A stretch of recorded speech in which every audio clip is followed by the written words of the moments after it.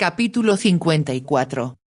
Funciones motoras de la médula espinal, los reflejos medulares. La información sensitiva se integra a todos los niveles del sistema nervioso y genera las respuestas motoras adecuadas que comienzan en la médula espinal con los reflejos musculares relativamente sencillos, se extienden hacia el tronco del encéfalo con unas actividades más complicadas y finalmente alcanzan el cerebro, donde están controladas las tareas musculares más complejas. En este capítulo exponemos el control del funcionamiento muscular por parte de la médula espinal. Sin los circuitos neuronales especiales de la médula, hasta los sistemas de regulación motora más complejos del cerebro serían incapaces de causar cualquier movimiento muscular voluntario. Por ejemplo, en ningún sitio del cerebro existe un circuito neuronal que dé lugar a los movimientos específicos de vaivén en las piernas que hacen falta para caminar. En cambio, los circuitos encargados de estos movimientos están en la médula, y el cerebro no hace más que enviar señales que hacen llegar órdenes a la médula espinal para poner en acción el proceso de la marcha. Sin embargo, tampoco vamos a menospreciar la función del cerebro, puesto que envía instrucciones para controlar las actividades medulares secuenciales, facilitar los movimientos de giro cuando sean necesarios, inclinar el cuerpo hacia adelante durante la aceleración, pasar de los movimientos de la marcha a los del salto según sea preciso, y controlar y vigilar constantemente el equilibrio. Todo esto se lleva a cabo mediante las señales analíticas y las órdenes generadas en el cerebro. Pero también requiere de los numerosos circuitos neuronales de la médula espinal que son objeto de estos mandatos. Tales circuitos apenas aportan nada más que una pequeña fracción del control directo sobre los músculos. Organización de la médula espinal para las funciones motoras. La sustancia gris medular es la zona de integración para los reflejos medulares. La figura 54.1 muestra su organización típica en un único segmento medular. Las señales sensitivas penetran en ella casi exclusivamente por las raíces sensitivas posteriores. Después de entrar, cada una viaja hacia dos destinos diferentes. 1. Una rama del nervio sensitivo termina casi de inmediato en la sustancia gris de la médula y suscita reflejos medulares segmentarios de ámbito local y otros efectos a este nivel. 2. La otra rama transmite sus impulsos hacia niveles más altos del sistema nervioso, las zonas superiores de la propia médula, el tronco del encéfalo o incluso la corteza cerebral, según se describe en los capítulos anteriores. Cualquier segmento de la médula espinal, a nivel de cada nervio raquídeo, contiene varios millones de neuronas en su sustancia gris. Aparte de las neuronas sensitivas de relevo explicadas en los capítulos 47 y 48, el resto son de dos tipos: 1. Motoneuronas anteriores y 2. Interneuronas. Motoneuronas anteriores.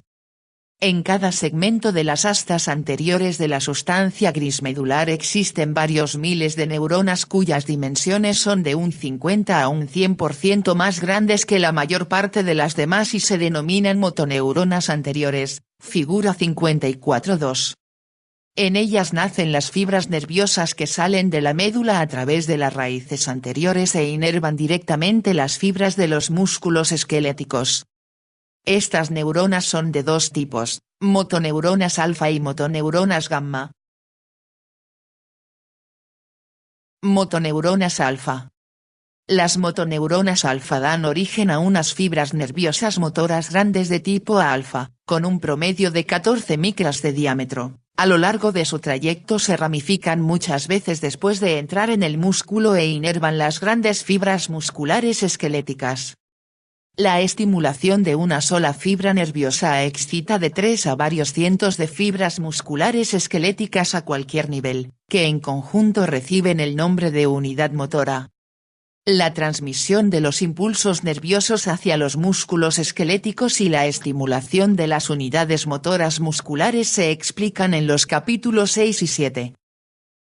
Motoneuronas gamma. Además de las motoneuronas alfa, que activan la contracción de las fibras musculares esqueléticas. Hay otras motoneuronas gamma mucho más pequeñas que están situadas en las astas anteriores de la médula espinal, cuyo número es más o menos la mitad que las anteriores. Estas células transmiten impulsos a través de unas fibras nerviosas motoras gamma de tipo A gamma, mucho más pequeñas, con un diámetro medio de 5 micras, que van dirigidas hacia unas fibras del músculo esquelético especiales pequeñas llamadas fibras intrafusales, representadas en las figuras 54.2 y 54.3. Estas fibras ocupan el centro del uso muscular, que sirve para controlar el tono básico del músculo, según se comenta más adelante en este capítulo. Interneuronas. Las interneuronas están presentes en todas las regiones de la sustancia gris medular, en las astas posteriores, las astas anteriores y las zonas intermedias que quedan entre ellas, tal como se observa en la figura 54.1. Estas células son unas 30 veces más numerosas que las motoneuronas anteriores.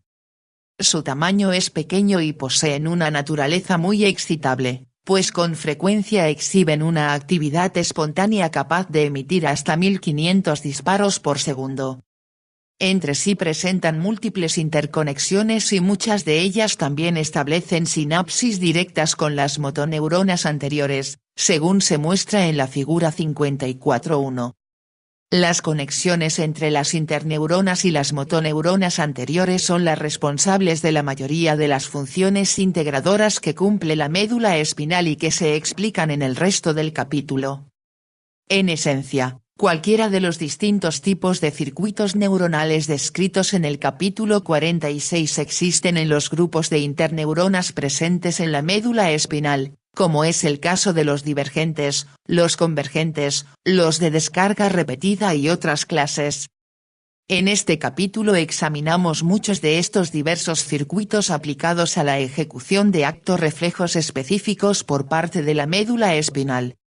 Nada más que unas pocas señales sensitivas aferentes llegadas de los nervios raquídeos o impulsos descendentes procedentes del encéfalo acaban directamente sobre las motoneuronas anteriores. En cambio, casi toda esta actividad pasa antes a través de las interneuronas, donde se somete al procesamiento adecuado. Así pues, en la figura 54.1 se ve cómo la vía corticoespinal procedente del encéfalo finaliza prácticamente en su integridad sobre interneuronas medulares, donde sus señales se combinan con las recibidas desde otros fascículos de la médula o desde los nervios raquídeos antes de acabar convergiendo sobre las motoneuronas anteriores para controlar el funcionamiento muscular. Las células de Rencho transmiten señales inhibidoras a las motoneuronas circundantes. También en las astas anteriores de la médula espinal, en estrecha vinculación con las motoneuronas, hay una gran cantidad de pequeñas neuronas denominadas células de Rencho. Casi nada más salir el axón del cuerpo de la motoneurona anterior genera unas ramas colaterales que se dirigen hacia las células de Rencho vecinas. Se trata de células inhibidoras que transmiten señales de este carácter hacia las motoneuronas adyacentes. Por tanto, la estimulación de cada motoneurona tiende a inhibir a las motoneuronas contiguas según un efecto denominado inhibición lateral. Esta acción resulta importante por la siguiente razón fundamental: el sistema motor recurre a este fenómeno para concentrar sus impulsos, o enfocarlos, de un modo similar al uso que realiza el sistema sensitivo de este mismo principio, es decir, permitir la transmisión sin mengua de la señal primaria en la dirección deseada a la vez que se suprime la tendencia a su dispersión lateral. Conexiones multisegmentarias desde un nivel de la médula espinal hacia los demás, fibras propioespinales. Más de la mitad de todas las fibras nerviosas que ascienden y descienden por la médula espinal son fibras propioespinales. Su recorrido va de un segmento medular a otro. Además, al penetrar las fibras sensitivas en la médula por las raíces posteriores, se bifurcan y ramifican hacia arriba y hacia abajo.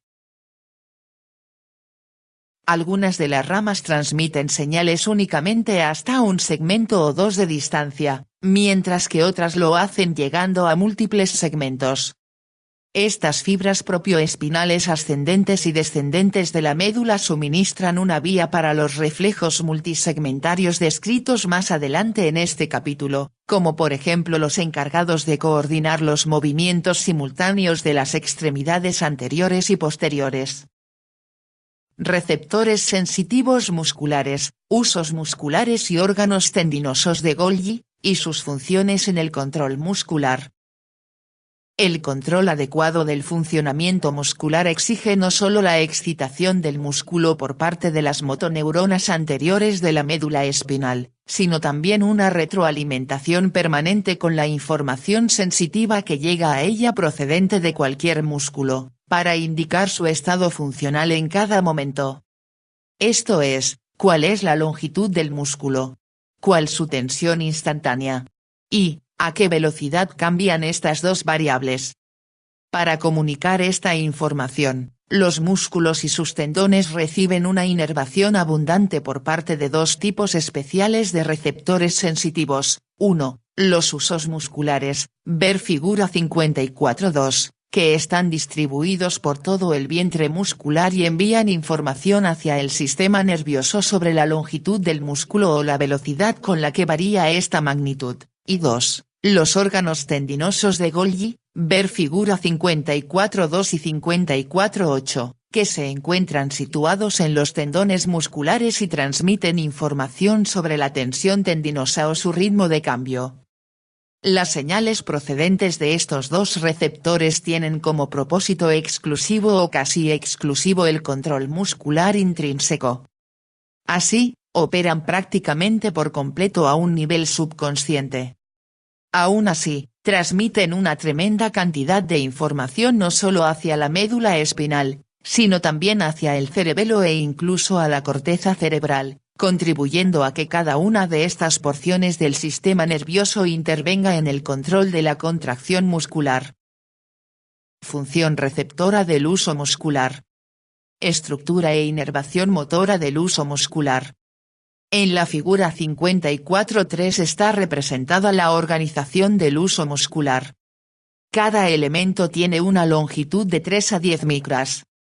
Se encuentra dispuesto alrededor de 3 a 12 fibras musculares intrafusales diminutas cuyos extremos acaban en punta y se fijan al glucocáliz de las grandes fibras extrafusales adyacentes correspondientes al músculo esquelético.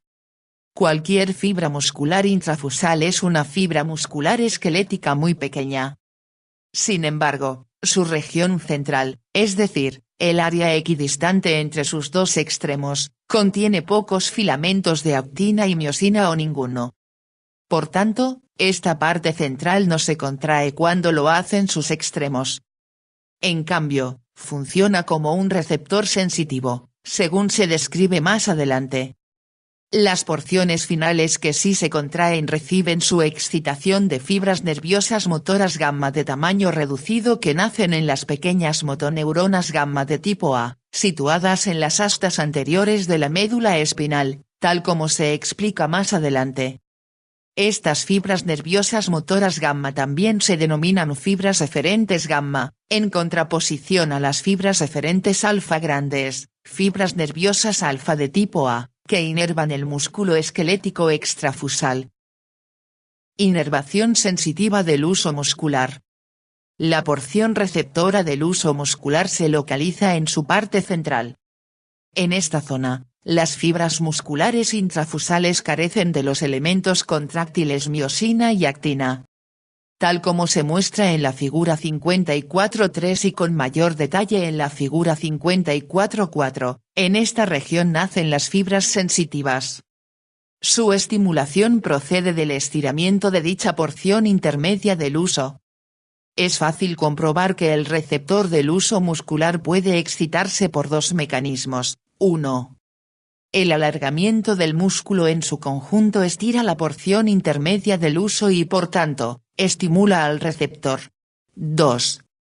Aunque la longitud de todo el músculo no cambie, la contracción de las porciones finales de las fibras intrafusales también estira la porción intermedia del uso y así activa el receptor. En esta zona receptora central del uso muscular existen dos tipos de terminaciones sensitivas. Se trata de la terminación primaria y la terminación secundaria. Terminación primaria. En el centro de la zona receptora, una gran fibra nerviosa sensitiva rodea la porción central de cada fibra intrafusal, formando la denominada terminación primaria o terminación anuloespiral. Esta fibra nerviosa es de tipo 1A, con un diámetro medio de 17 micras, y envía señales sensitivas hacia la médula espinal a una velocidad de 70 a 120 metros por segundo, la mayor entre todos los tipos de fibras nerviosas en el cuerpo. Terminación secundaria. La terminación receptora situada a un lado de la terminación primaria o a los dos normalmente está inervada por una fibra nerviosa sensitiva, pero a veces por dos más pequeñas, fibras de tipo 2 con un diámetro medio de 8 micras, tal como está representado en las figuras 54.3 y 54.4. Esta terminación sensitiva se llama terminación secundaria, en ocasiones rodea a las fibras intrafusales de la misma forma como lo hace la fibra de tipo 1A, pero a menudo se extiende como las ramas de un arbusto. División de las fibras intrafusales en fibras de bolsa nuclear y de cadena nuclear, respuestas dinámicas y estáticas del uso muscular. También existen dos tipos de fibras intrafusales en el uso muscular.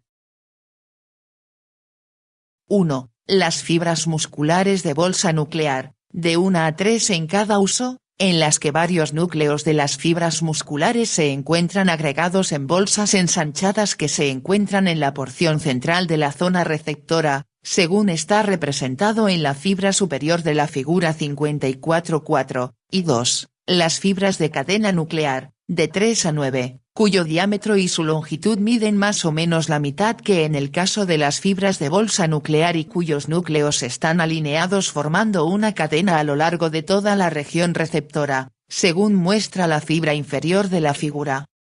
La terminación nerviosa sensitiva primaria, la fibra sensitiva de 17 micras, resulta activada por las fibras intrafusales de bolsa nuclear y por las fibras de cadena nuclear. En cambio, la terminación secundaria, la fibra sensitiva de 8 micras, suele excitarse únicamente por las fibras de cadena nuclear. Estas relaciones aparecen en la figura 54.4. Respuesta de las terminaciones primarias y secundarias a la longitud del receptor, respuesta estática. Cuando la porción receptora del uso muscular se estira con lentitud, el número de impulsos transmitidos desde las terminaciones primarias y secundarias aumenta casi en proporción directa al grado de estiramiento y las terminaciones continúan transmitiendo estas señales durante varios minutos. Este efecto se llama respuesta estática del receptor del uso, lo que no quiere decir nada más que las terminaciones primarias y secundarias siguen enviando sus impulsos durante varios minutos como mínimo si el propio uso muscular permanece estirado. Respuesta de la terminación primaria, pero no de la secundaria, a la velocidad de cambio en la longitud del receptor, respuesta dinámica. Cuando la longitud del receptor del uso aumenta de forma repentina, la terminación primaria, pero no la secundaria, recibe un estímulo potente. Este estímulo excesivo se denomina respuesta dinámica, lo que significa que la terminación primaria responde de un modo vivísimo a una velocidad de cambio rápida en la longitud del uso. Incluso cuando la longitud del receptor del uso no se alarga nada más que una fracción de micrómetro durante una fracción de segundo, el receptor primario transmite una tremenda cantidad de impulsos suplementarios hacia la gran fibra nerviosa de 17 micras, pero solo mientras sus dimensiones sigan creciendo. En el momento en que su longitud deje de crecer, esta frecuencia superior en la descarga de los impulsos regresa al nivel de la respuesta estática mucho más reducida que aún sigue presente en la señal. En cambio, cuando el receptor del uso se acorta, aparecen justo las señales sensitivas opuestas. Por tanto, la terminación primaria manda unos impulsos potentísimos hacia la médula espinal, positivos o negativos, para comunicar cualquier cambio ocurrido en la longitud del receptor del uso. Control de la intensidad de las respuestas estática y dinámica por parte de los nervios motores gamma. Los nervios motores gamma que se dirigen hacia el uso muscular pueden dividirse en dos tipos, gamma dinámicos, gamma D, y gamma estáticos, gamma S. Los primeros excitan sobre todo las fibras intrafusales de bolsa nuclear y los segundos básicamente las de cadena nuclear. Cuando las fibras gamma dinámicas activan las fibras de bolsa nuclear, la respuesta dinámica del uso muscular queda enormemente potenciada, mientras que la respuesta estática apenas se ve afectada. Por el contrario, la estimulación de las fibras gamma estáticas, que excitan las fibras de cadena nuclear, favorece la respuesta estática mientras que ejerce una escasa influencia sobre la respuesta dinámica. Los párrafos siguientes explican que estos dos tipos de respuestas generados por el uso muscular son importantes en distintas clases de control muscular. Descarga continua de los usos musculares en condiciones normales. Normalmente, sobre todo cuando existe un cierto grado de excitación nerviosa, los usos musculares emiten impulsos nerviosos sensitivos de forma constante. Su estiramiento incrementa la frecuencia de disparo, mientras que su acortamiento la frena. Por tanto, los usos son capaces de enviar hacia la médula espinal señales positivas, es decir, un número mayor de impulsos para indicar el estiramiento muscular, o señales negativas, una cantidad de impulsos inferior a la normal para informar de lo contrario. Reflejo miotático muscular. La manifestación más sencilla del funcionamiento del uso es el reflejo miotático o de estiramiento muscular. Siempre que se estira bruscamente un músculo, la activación de los usos causa la contracción refleja de las fibras musculares esqueléticas grandes en el músculo estirado y también en los músculos sinérgicos más íntimamente ligados. Circuito neuronal del reflejo miotático. La figura 54.5 muestra el circuito básico del reflejo miotático en el uso muscular. En él aparece una fibra nerviosa propioreceptora de tipo 1A, que se origina en un uso muscular y penetra por una raíz posterior de la médula espinal. A continuación, una rama de esta fibra se encamina directamente hacia el asta anterior de la sustancia gris medular y hace sinapsis con las motoneuronas anteriores que devuelven fibras nerviosas motoras al mismo músculo en el que se había originado la fibra del uso citado. Por tanto, se trata de una vía monosináptica que permite el regreso al músculo de una señal refleja en el menor lapso de tiempo posible después de la excitación del uso. La mayoría de las fibras de tipo 2 procedentes del uso muscular acaban en numerosas interneuronas de la sustancia gris medular, que a su vez transmiten impulsos retardados hacia las motoneuronas anteriores o cumplen otras funciones. Reflejos miotáticos dinámico y estático. El reflejo miotático puede dividirse en dos componentes, el dinámico y el estático.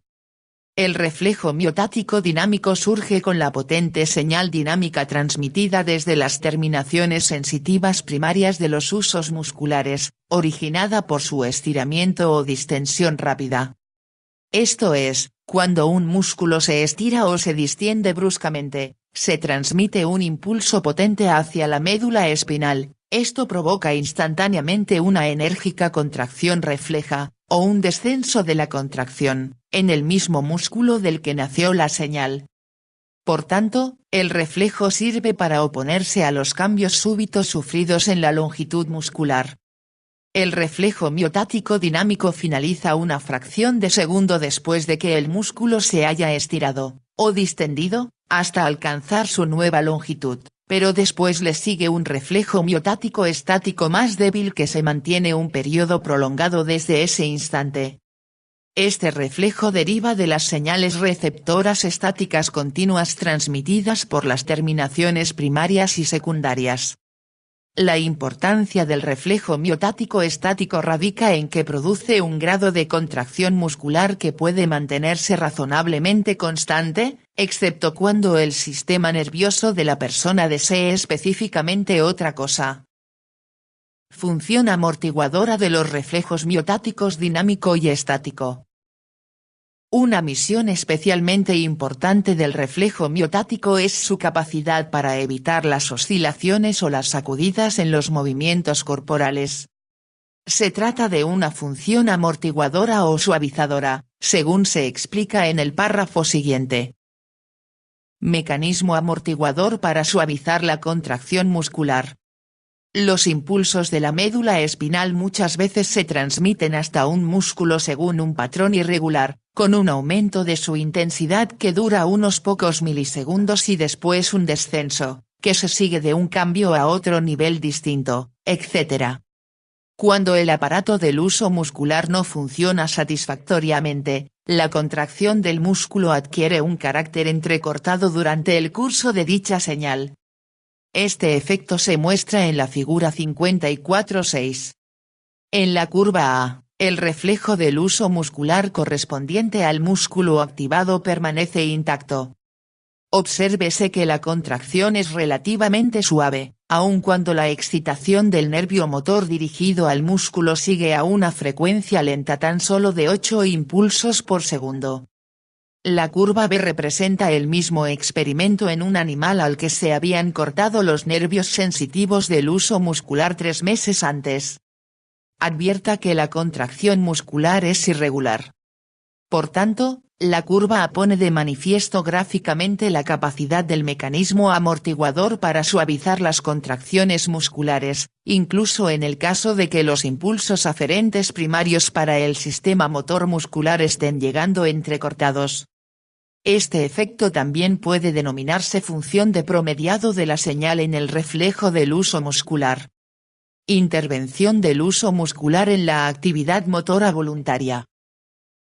Para comprender la importancia del sistema eferente gamma es necesario saber que el 31% de todas las fibras nerviosas motoras dirigidas al músculo son fibras eferentes gamma de tipo A pequeñas en vez de las fibras motoras alfa de tipo A grandes. Siempre que se transmiten señales desde la corteza motora o desde cualquier otra área del encéfalo hacia las motoneuronas alfa, las motoneuronas gamma reciben un estímulo simultáneo en la mayoría de los casos, efecto denominado coactivación de las motoneuronas alfa y gamma. Esto hace que se contraigan al mismo tiempo las fibras musculares esqueléticas extrafusales y las fibras intrafusales del uso muscular. El objetivo de la contracción simultánea de las fibras intrafusales del uso muscular y de las grandes fibras musculares esqueléticas es doble. En primer lugar, evita que varíe la longitud de la porción receptora del uso muscular durante el curso de la contracción muscular completa.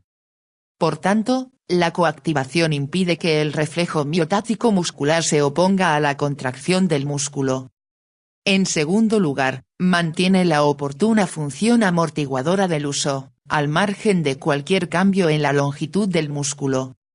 Por ejemplo, si el uso muscular no se contrajera y relajara al unísono con las grandes fibras musculares, a veces su porción receptora estaría oscilando y otras veces se encontraría hiperestirada, sin que en ninguno de estos casos operase dentro de las condiciones óptimas para cumplir su función. Áreas encefálicas que regulan el sistema motor gamma. El sistema eferente gamma se activa de forma específica con las señales procedentes de la región facilitadora bulborreticular del tronco del encéfalo y de un modo secundario, con los impulsos transmitidos hacia la zona bulborreticular desde, 1, el cerebelo, 2, los ganglios basales y 3, la corteza cerebral. Se sabe poco sobre los mecanismos de control exactos del sistema eferente gamma. Sin embargo, dado que la región facilitadora bulborreticular está especialmente relacionada con las contracciones antigravitatorias, y que los músculos antigravitatorios poseen una densidad especialmente alta de usos musculares, se insiste en la importancia del mecanismo eferente gamma para amortiguar los movimientos de las diversas partes del cuerpo durante la marcha y la carrera. El sistema de los usos musculares estabiliza la posición corporal durante una acción a tensión. Una de las funciones más importantes que desempeña el sistema de los usos musculares consiste en estabilizar la posición corporal durante las acciones motoras a tensión. Para ello, la región facilitadora bulborreticular y sus zonas afines del tronco del encéfalo transmiten señales estimuladoras hacia las fibras musculares intrafusales del huso muscular a través de las fibras nerviosas gamma. Esto acorta los extremos del huso y estira sus regiones receptoras centrales, lo que aumenta la frecuencia de emisión de sus impulsos. Sin embargo, si al mismo tiempo se activan los husos situados a ambos lados de cada articulación, los músculos esqueléticos de estas dos zonas también reciben una mayor excitación refleja, lo que se traduce en unos músculos tensos y tirantes que se oponen entre sí alrededor de la articulación. El efecto neto final es una articulación sólidamente estabilizada en su posición y toda fuerza que tienda a variar su estado actual choca con la oposición de unos reflejos miotáticos muy sensibilizados que operan a ambos lados de ella. En cualquier momento en que una persona tenga que ejecutar una función muscular que exija una postura muy delicada y exacta, la excitación de los husos musculares adecuados por parte de las señales procedentes de la región facilitadora bulborreticular del tronco del encéfalo estabiliza la posición de la mayoría de las articulaciones. Esto sirve enormemente para llevar a cabo otros movimientos voluntarios más de carácter fino, de los dedos o de otras partes del cuerpo, necesarios para la realización de las conductas motoras más complicadas. Aplicaciones clínicas del reflejo miotático. Casi siempre que un clínico efectúa la exploración física de un paciente, provoca numerosos reflejos miotáticos. Su propósito radica en determinar el grado de excitación de fondo, o tono, que envía el encéfalo hacia la médula espinal. Este reflejo se desencadena del modo siguiente. El reflejo rotuliano y otros reflejos de estiramiento muscular pueden usarse para valorar la sensibilidad de los reflejos miotáticos. En la clínica, un método empleado para determinar la sensibilidad de los reflejos miotáticos consiste en inducir el reflejo rotuliano y otros reflejos de estiramiento muscular. El reflejo rotuliano en concreto puede explorarse simplemente golpeando el tendón rotuliano con un martillo de reflejos. Esto estira al instante el músculo cuádriceps y genera un reflejo miotático dinámico que hace que la pierna experimente una sacudida hacia adelante. La parte superior de la figura 54-7 contiene un miograma del músculo cuádriceps recogido durante la producción de un reflejo rotuliano. Casi en cualquier otro músculo del cuerpo pueden obtenerse otros reflejos similares, golpeando su tendón de inserción o el propio vientre muscular. Dicho de otro modo, el estiramiento repentino de los huesos musculares es lo único que hace falta para originar un reflejo miotático dinámico. Los neurólogos recurren a estas sacudidas musculares para valorar el grado de facilitación de los centros situados en la médula espinal. Cuando se transmite una gran cantidad de impulsos facilitadores desde las regiones superiores del sistema nervioso central hacia la médula, las sacudidas musculares están muy exageradas. Por el contrario, si los impulsos facilitadores disminuyen o se suprimen, los reflejos de estiramiento muscular resultan considerablemente más débiles o desaparecen. Estos reflejos se emplean más a menudo para determinar la presencia o ausencia de una espasticidad muscular ocasionada por las lesiones en las regiones motoras cerebrales o por las enfermedades que activan la zona facilitadora bulborreticular del tronco del encéfalo. Generalmente, las grandes lesiones en las áreas motoras de la corteza cerebral provocan unas sacudidas musculares muy exageradas en los músculos del lado opuesto del cuerpo, pero no sucede lo mismo cuando asientan en las regiones de control motor inferiores, sobre todo las que están originadas por un ictus o por un tumor cerebral. Clono, oscilación de las sacudidas musculares. En ciertas condiciones, las sacudidas musculares pueden oscilar, fenómeno denominado clono, ver el miograma inferior, figura 54-7. Esta oscilación puede explicarse especialmente bien de la forma siguiente, Si se piensa en el clono del pie. Cuando una persona de puntillas deja caer bruscamente su cuerpo hacia abajo y estira los músculos gastrocnemios, los impulsos del reflejo miotático se transmiten desde los husos musculares hacia la médula espinal. Estas señales excitan el músculo estirado de forma refleja, lo que vuelve a elevar el cuerpo. Al cabo de una fracción de segundo se extingue la contracción refleja del músculo y el cuerpo cae de nuevo, lo que estira los husos en una segunda oportunidad. Una vez más, un reflejo miotático dinámico levanta el cuerpo, pero en esta situación también se desvanece después de una fracción de segundo, y el cuerpo desciende de nuevo para comenzar el siguiente ciclo. De este modo, el reflejo miotático del músculo gastrocnemio sigue oscilando, a menudo durante largos periodos. Esto es un clono. El clono suele suceder solo cuando el reflejo miotático está muy sensibilizado por los impulsos facilitadores del encéfalo. Por ejemplo, aparece con facilidad en un animal descerebrado, cuyos reflejos miotáticos están muy exaltados. Para determinar el grado de facilitación de la médula espinal, los neurólogos exploran el clono en los pacientes mediante el estiramiento súbito de un músculo y la aplicación de una fuerza de extensión constante sobre él. Si surge este fenómeno, no hay duda de que el grado de facilitación es elevado. Reflejo tendinoso de Golgi. El órgano tendinoso de Golgi sirve para controlar la tensión muscular. El órgano tendinoso de Golgi, representado en la figura 54.8, es un receptor sensitivo encapsulado por el que pasan las fibras del tendón muscular. Cada órgano tendinoso de Golgi suele estar conectado con unas 10 a 15 fibras musculares, que lo estimulan cuando este pequeño haz se tensa debido a la contracción o el estiramiento del músculo. Por tanto, la principal diferencia en la excitación del órgano tendinoso de Golgi en comparación con el huso muscular reside en que el huso detecta la longitud del músculo y los cambios de la misma, mientras que el órgano tendinoso identifica la tensión muscular, según queda patente por su propio grado.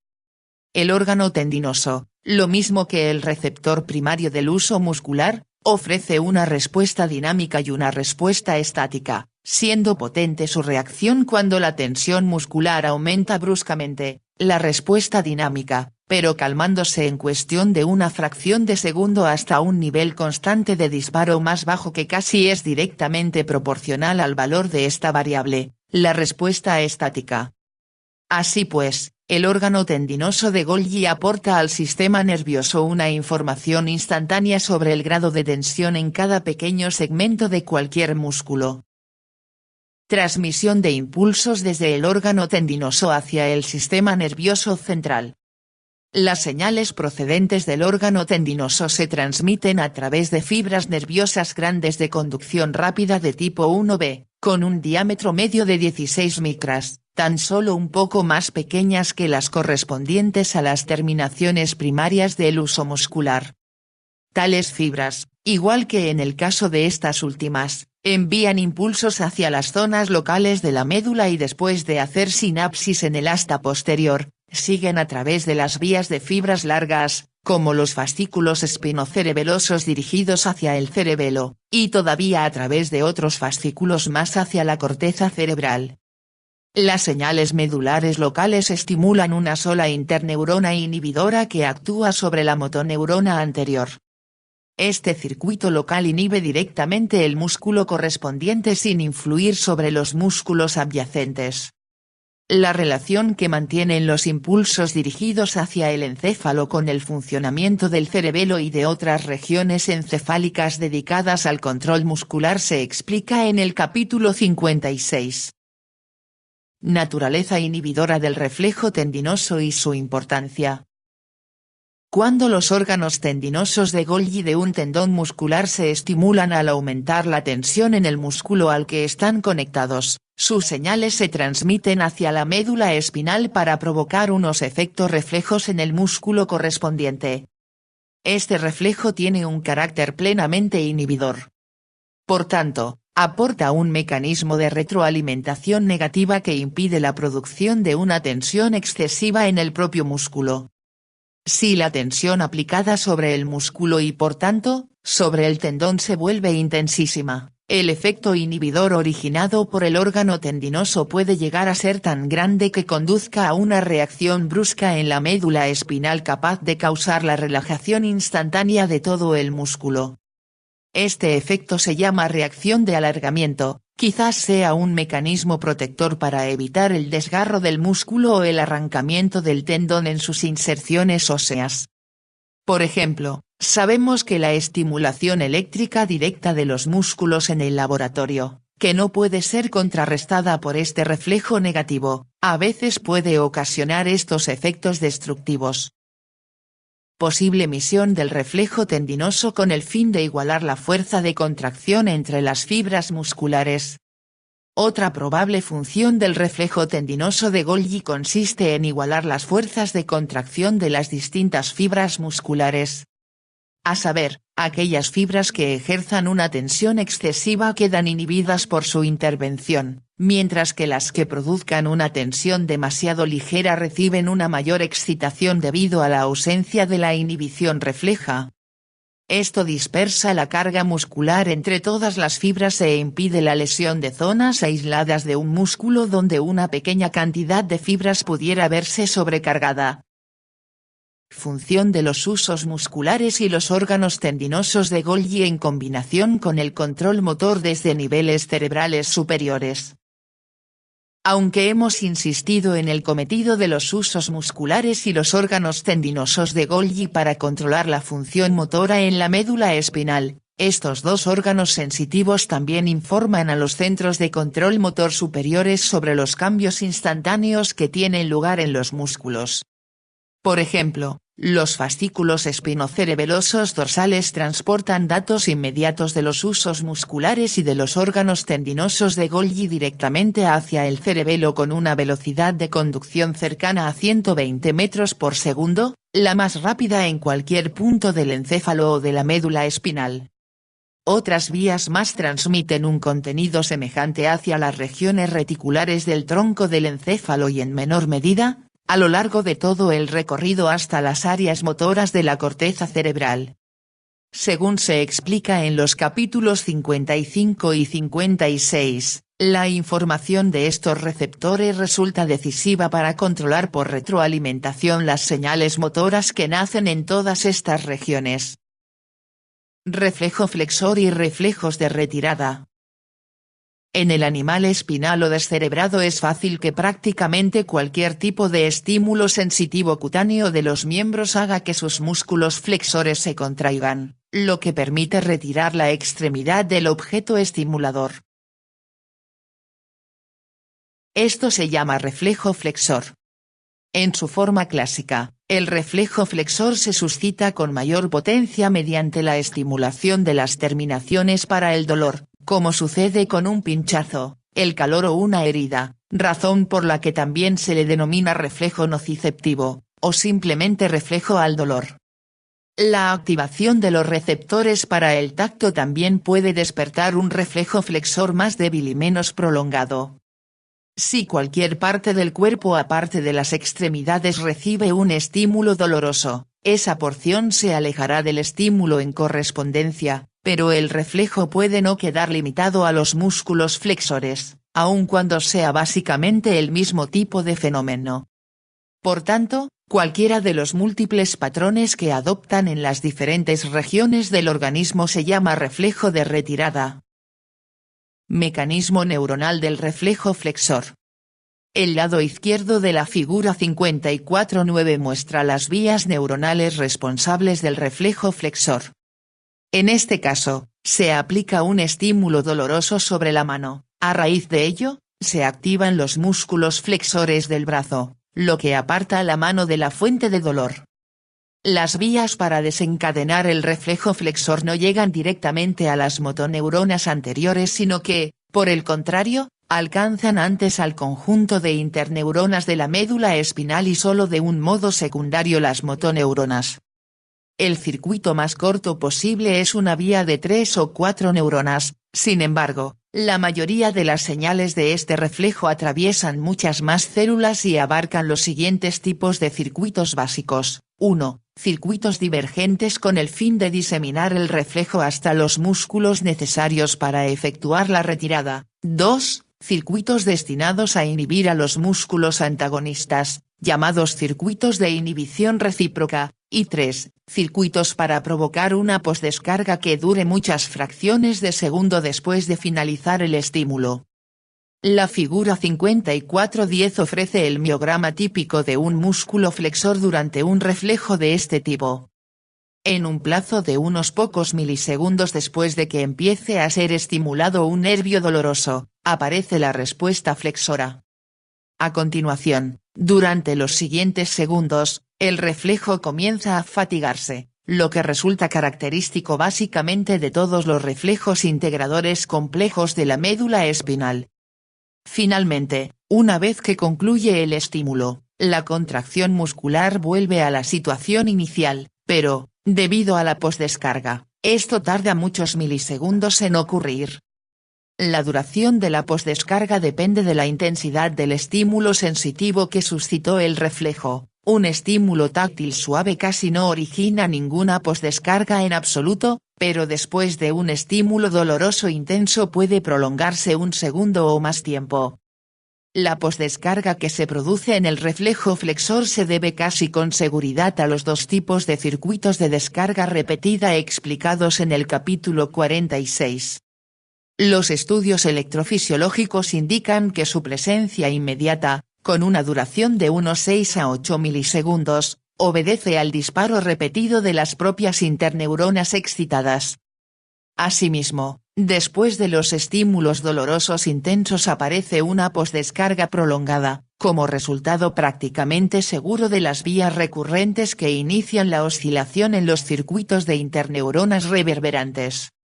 A su vez, estos últimos transmiten impulsos hacia las motoneuronas anteriores, en ocasiones durante varios segundos después de que haya desaparecido la señal sensitiva recibida. Por tanto, el reflejo flexor está dotado de una organización conveniente para retirar de la fuente de estímulo una porción dolorosa del cuerpo o afectada por algún otro tipo de irritación. Además, debido a la posdescarga, el reflejo es capaz de mantener la zona irritada apartada del estímulo durante 0,1 a 3 segundos después de terminar su acción. Durante este tiempo, otros reflejos y acciones del sistema nervioso central pueden alejar todo el cuerpo del estímulo doloroso. Patrón de retirada. El patrón de retirada que aparece cuando se provoca el reflejo flexor depende del nervio sensitivo estimulado. Así pues, un estímulo doloroso en la cara interna del brazo no solo suscita la contracción de los músculos flexores de esta estructura, sino además la de los abductores para tirar del brazo hacia afuera. Dicho de otro modo, los centros integradores de la médula hacen que se contraigan los músculos que puedan resultar más eficaces para apartar la zona dolorosa del cuerpo del objeto que genera el dolor. Aunque este principio, llamado principio del signo local, se aplica a cualquier parte del organismo, se cumple especialmente en las extremidades debido al gran desarrollo de sus reflejos flexores. Reflejo extensor cruzado. Más o menos entre 0,2 y 0,5 segundos después de que cualquier estímulo suscite un reflejo flexor en una extremidad, la extremidad contraria comienza a extenderse. Esto se denomina reflejo extensor cruzado. La extensión del miembro opuesto puede tirar de todo el cuerpo para alejarlo del objeto que origina el estímulo doloroso en el miembro apartado. Mecanismo neuronal del reflejo extensor cruzado. El lado derecho de la figura 54.9 contiene el circuito neuronal responsable del reflejo extensor cruzado, lo que permite ver que las señales procedentes de los nervios sensitivos cruzan hacia el lado opuesto de la médula para activar a los músculos extensores.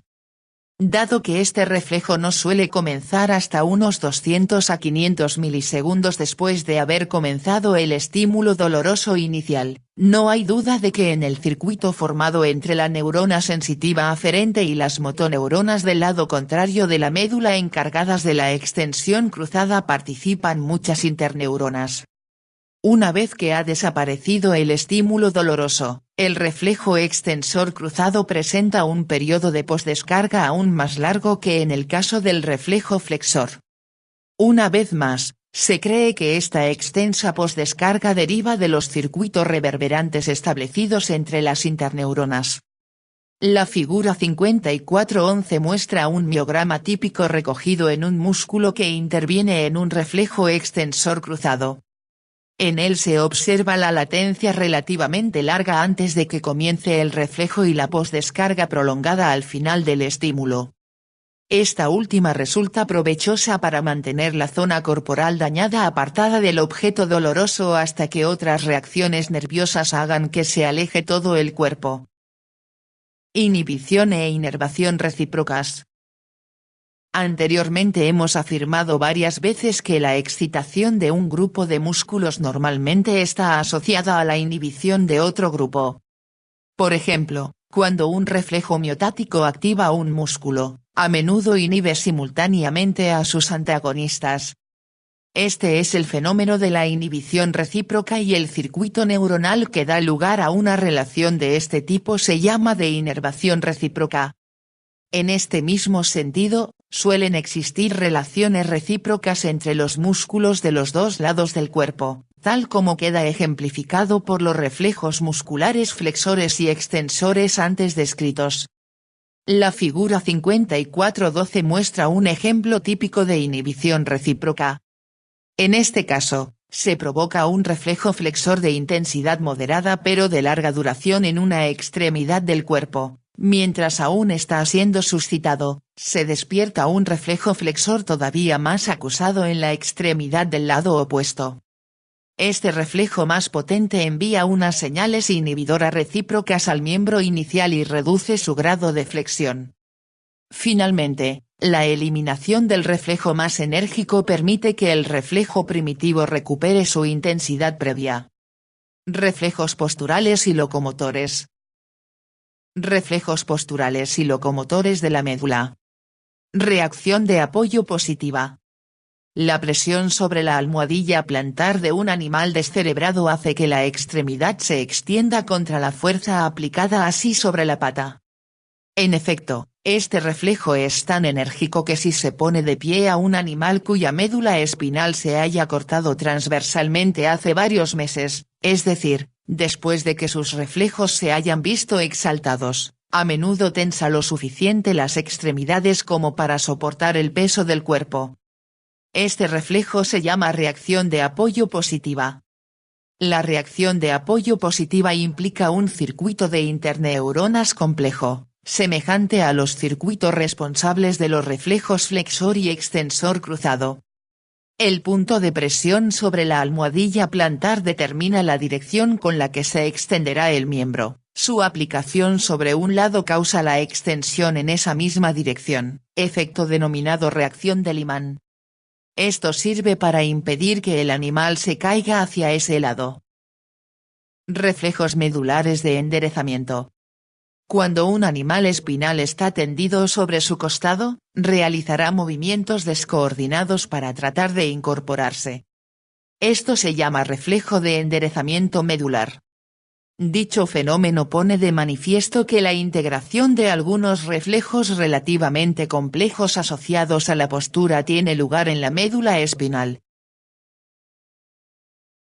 En efecto, un animal con una médula torácica cortada y perfectamente cicatrizada entre los niveles de inervación para las patas anteriores y las posteriores puede enderezarse por sí solo desde su posición tumbada e incluso caminar con sus patas traseras además de las delanteras. En el caso de una comadreja que se haya visto sometida a una sección transversal similar de la médula torácica, los movimientos de la marcha en las patas traseras apenas difieren de los existentes en condiciones normales, salvo por el hecho de que no están sincronizados con los de las patas delanteras. Movimientos de la marcha y la deambulación. Movimientos rítmicos de la marcha en un solo miembro. Los movimientos rítmicos de la marcha se observan a menudo en los miembros de los animales espinales. En efecto, incluso cuando la porción lumbar de la médula espinal se separa del resto y se realiza un corte longitudinal hasta el centro de la médula para bloquear las conexiones neuronales entre sus dos lados y entre las dos extremidades, cada una de las patas traseras aún puede cumplir sus funciones particulares para la marcha. La flexión hacia adelante de la extremidad va seguida más o menos un segundo después de su extensión hacia atrás. A continuación se produce de nuevo la flexión, y el ciclo se repite una y otra vez. Esta oscilación hacia atrás y hacia adelante entre los músculos flexores y los extensores puede darse incluso después de que se hayan cortado los nervios sensitivos, y parece que deriva sobre todo de los circuitos mutuos de inhibición recíproca contenidos en la propia matriz de la médula, que provocan una alternancia entre las neuronas que controlan los músculos agonistas y los antagonistas. Las señales sensitivas procedentes de las almohadillas plantares y de los sensores posturales que rodean a las articulaciones desempeñan un cometido relevante para controlar la presión aplicada sobre la pata y la frecuencia de los pasos cuando se la deja caminar a lo largo de una superficie. En realidad, el mecanismo medular para regular la marcha puede ser aún más complicado. Por ejemplo, si la parte superior de la pata tropieza con un obstáculo durante su propulsión hacia adelante, esta maniobra sufrirá una detención transitoria. A continuación, y según una rápida sucesión, la pata se alzará más alta y avanzará hacia adelante para superar el obstáculo. Este es el reflejo del tropezón. Por tanto, la médula representa un mecanismo controlador inteligente de la marcha. Marcha recíproca de las extremidades opuestas. Si la médula espinal lumbar no se secciona hasta el centro, cada vez que se den unos pasos en sentido hacia adelante con una extremidad, la opuesta corrientemente se desplaza hacia atrás. Este efecto deriva de la inervación recíproca existente entre ambos miembros. Marcha en diagonal entre las cuatro extremidades, el reflejo de marcar el paso. Si se sostiene a un animal espinal bien restablecido, con una sección medular a nivel del cuello por encima de la zona destinada a la pata delantera en la médula, encima del suelo y se deja que sus patas se balanceen, el estiramiento de las extremidades a veces desencadena reflejos de la marcha en los que participan las cuatro patas. En general, los pasos siguen un patrón en diagonal entre las patas delanteras y las traseras. Esta respuesta diagonal constituye otra manifestación de la inervación recíproca, esta vez a lo largo de toda la longitud de la médula hacia arriba y hacia abajo entre las extremidades anteriores y las posteriores. Este patrón de marcha se denomina reflejo de marcar el paso. Reflejo de galope. Otro tipo de reflejo que a veces surge en un animal espinal es el reflejo de galope, en el que las extremidades anteriores se desplazan hacia atrás al unísono a la vez que las posteriores se mueven hacia adelante. Esto suele suceder cuando se aplican estímulos casi idénticos de estiramiento o de presión a las extremidades de ambos lados del cuerpo al mismo tiempo. Su estimulación dispar promueve el reflejo de la marcha en diagonal. Esto encaja con los patrones normales de la marcha y el galope, porque al caminar, cada vez no se estimula nada más que una pata delantera y otra trasera, lo que pondría al animal en condiciones de seguir avanzando.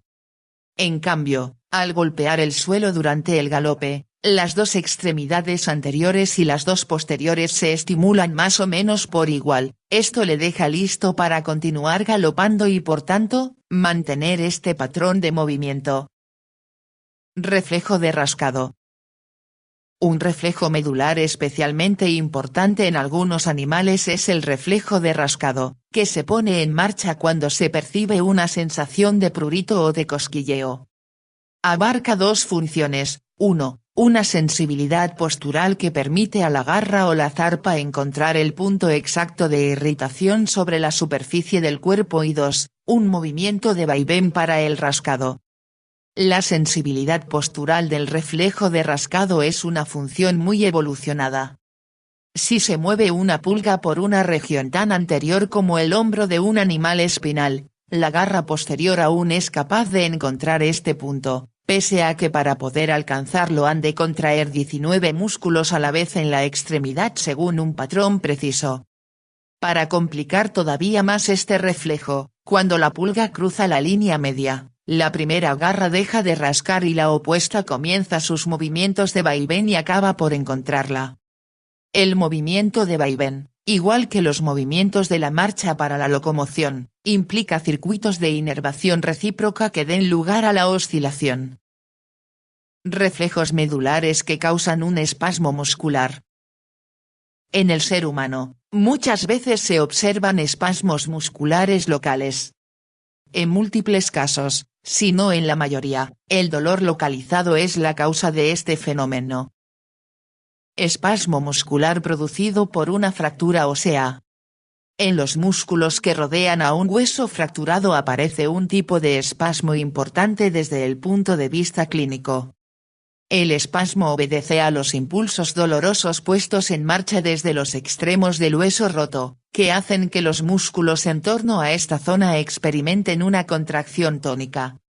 El alivio del dolor obtenido mediante la inyección de un anestésico local en los bordes fragmentados del hueso atenúa el espasmo. La anestesia general profunda de todo el cuerpo, como por ejemplo el empleo de éter, también mitiga el espasmo. Muchas veces es necesario recurrir a uno de estos dos métodos anestésicos antes de que se logre vencer el espasmo lo suficiente para recolocar los dos extremos óseos en sus posiciones adecuadas. Espasmo de la musculatura abdominal en la peritonitis. Otro tipo de espasmo local ocasionado por los reflejos medulares es el espasmo abdominal resultante de la irritación experimentada por el peritoneo parietal en una peritonitis. Aquí de nuevo el alivio del dolor generado por la peritonitis permite la relajación del músculo espástico. El mismo tipo de espasmo sucede muchas veces en el curso de las intervenciones quirúrgicas, por ejemplo, en las operaciones abdominales, los impulsos dolorosos procedentes del peritoneo parietal suelen hacer que los músculos del abdomen se contraigan intensamente, lo que a veces expulsa los intestinos a través de la herida quirúrgica. Por esta razón, en la cirugía abdominal suele ser necesario recurrir a la anestesia profunda. Calambres musculares. Otro tipo más de espasmo local es el típico calambre muscular. Los estudios electromiográficos indican que como mínimo la causa de algunos de los calambres musculares es la siguiente: cualquier factor local irritante o la perturbación metabólica de un músculo, como el frío intenso, la ausencia de flujo sanguíneo o el ejercicio excesivo, pueden despertar dolor u otras señales sensitivas que se transmitan desde el músculo hasta la médula espinal, y a su vez desencadenen una contracción refleja en el músculo como mecanismo de autorregulación. Se cree que la contracción estimula los mismos receptores sensitivos todavía más, lo que hace que la médula espinal acentúe la intensidad de la contracción. Por tanto, se produce una retroalimentación positiva, de modo que un pequeño nivel inicial de irritación origina una contracción cada vez mayor hasta que sobreviene un auténtico calambre muscular. Reflejos autónomos de la médula espinal. La integración de muchos tipos de reflejos autónomos segmentarios tiene lugar en la médula espinal y la mayoría se comentan en otros capítulos. En síntesis, consisten en los siguientes: 1. Cambios del tono vascular como consecuencia de las variaciones en la temperatura local de la piel, ver capítulo 73. 2. Sudoración, que deriva del aumento de calor localizado sobre la superficie cutánea, ver capítulo 73. 3. Reflejos intestinales que controlan ciertas funciones motoras del intestino, ver capítulo 62. 4. Reflejos peritoneo-intestinales que inhiben la motilidad digestiva como respuesta a la irritación peritoneal, ver capítulo 66. Y 5. Reflejos de evacuación para vaciar una vejiga, ver capítulo 31, o un colon, ver capítulo 63, llenos. Además, a veces pueden desencadenarse todos los reflejos segmentarios a la vez bajo la forma del denominado reflejo de automatismo medular, que se describe a continuación. Reflejo de automatismo medular. En un animal espinal o en un ser humano, a veces, la médula espinal adquiere bruscamente una actividad exagerada, lo que desemboca en una descarga enérgica de grandes porciones suyas. El estímulo habitual que provoca este fenómeno es un dolor intenso en la piel o el llenado excesivo de una víscera, como la hiperdilatación de la vejiga o del intestino. Sea cual sea el tipo de estímulo, el reflejo resultante, llamado reflejo de automatismo medular, afecta a grandes porciones de la médula, o incluso a toda ella. Sus efectos son los siguientes: 1. Una parte importante de los músculos esqueléticos del organismo entran en un intenso espasmo flexor. 2. Es probable que se produzca la evacuación del colon y de la vejiga. 3. La presión arterial suele subir hasta sus valores máximos, a veces llegando a una presión sistólica claramente por encima de 200 milímetros de mercurio. Y 4. En grandes regiones corporales se desata una profusa sudoración. Dado que el reflejo de automatismo medular puede tener una duración de minutos, quizás obedezca a la activación de una gran cantidad de circuitos reverberantes que estimulen extensas áreas de la médula a la vez. Este mecanismo es semejante al que siguen las convulsiones epilépticas, que entrañan la participación de circuitos reverberantes en el encéfalo en vez de en la médula. Sección de la médula espinal y shock medular. Cuando la médula espinal sufre de repente un corte transversal en la parte superior del cuello, al principio quedan deprimidas de inmediato prácticamente todas sus funciones, entre ellas los reflejos medulares, hasta el punto de llegar a una situación de silencio total, reacción denominada shock medular. La razón de este fenómeno estriba en que la actividad normal de las neuronas medulares depende en gran medida de su estimulación tónica continua por la descarga de las fibras nerviosas que llegan a la médula desde los centros superiores, sobre todo los impulsos transmitidos a través de los fascículos retículoespinales, vestibuloespinales y corticoespinales. Pasadas unas pocas horas o semanas, las neuronas medulares recobran gradualmente su excitabilidad. Esto parece ser una característica propia de estas células en cualquier punto del sistema nervioso, es decir, una vez que las neuronas pierden su fuente de impulsos facilitadores, potencian su propio grado de excitabilidad natural para compensar al menos parcialmente esta ausencia. En la mayoría de las especies, aparte de los primates, la excitabilidad de los centros medulares retorna básicamente a la normalidad en cuestión de unas pocas horas o de un día más o menos, pero en el ser humano este proceso suele retrasarse varias semanas y en ocasiones nunca llega a completarse del todo. En cambio, a veces la recuperación es excesiva, con la aparición de una hiperexcitabilidad resultante que afecta a algunas de las funciones medulares o a todas.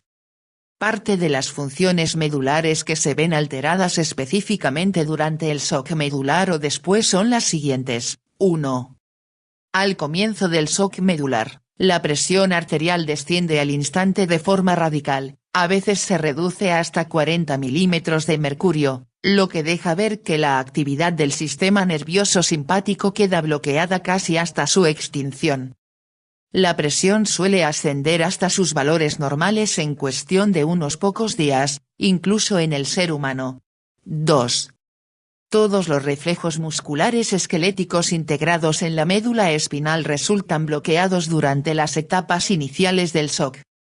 En los animales inferiores hace falta que pasen de unas pocas horas a unos pocos días para que estos reflejos se normalicen. En el ser humano, en ocasiones es necesario que transcurran desde 2 semanas hasta varios meses. Tanto en los animales como en el hombre, algunos reflejos pueden acabar volviéndose hiperexcitables, sobre todo si permanecen intactas unas cuantas vías facilitadoras entre el encéfalo y la médula mientras el resto de la médula espinal queda cortada. Los primeros reflejos en recuperarse son los miotáticos, seguidos en este orden por los que posean un carácter cada vez más complejo, los reflejos flexores, los posturales antigravitatorios y los vestigios de los reflejos de la marcha. 3. Los reflejos sacros encargados de controlar el vaciamiento de la vejiga y el colon quedan abolidos en el ser humano durante las primeras semanas después de una sección medular, pero en la mayoría de los casos acaban reapareciendo. Estos efectos se comentan en los capítulos 31 y 66.